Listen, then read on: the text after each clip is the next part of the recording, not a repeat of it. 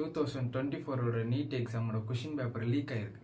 அது மட்டும் இல்லாமல் கிரேஸ் மார்க் வேற கொடுத்துருக்காங்க. 1563 பேர் கிரேஸ் மார்க் கொடுத்துருக்காங்க. எந்த வருஷமே இல்லாமல் இந்த வருஷம் 67 பேர் சென்டம் எடுத்திருக்காங்க. இந்த லீக் ஆன கொஷின் பேப்பர், அதாவது மே 5 வந்து நீட் எக்ஸாம், மே 4 வந்து கொஷின் பேப்பர் லீக் ஆயிருக்கு. அதை பற்றி நம்ம இன்னைக்கு ஃபுல்லாக பார்ப்போம். என்ன நடந்துச்சு, என்ன scam. Welcome to talk with ஐயா. நம்ம இன்னைக்கு என்ன பார்க்க போறோம்னா 2024 NEET exam question paper leak ஆயிடுச்சு. அதை பற்றி தான் நம்ம இன்னைக்கு பார்க்க போகிறோம். அதாவது மொத்தம் மே 5 அன்னைக்கு யூஜி எக்ஸாம், அதாவது நீட் எக்ஸாம் யூஜிக்கு மட்டும் வச்சிருக்காங்க. அதுக்கு முன்னாடி நாளே கொஷின் பேப்பர் வேறு லீக் ஆயிருக்கு.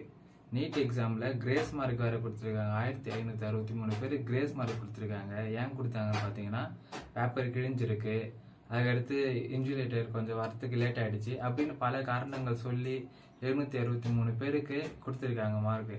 அது மட்டும் இல்லாமல்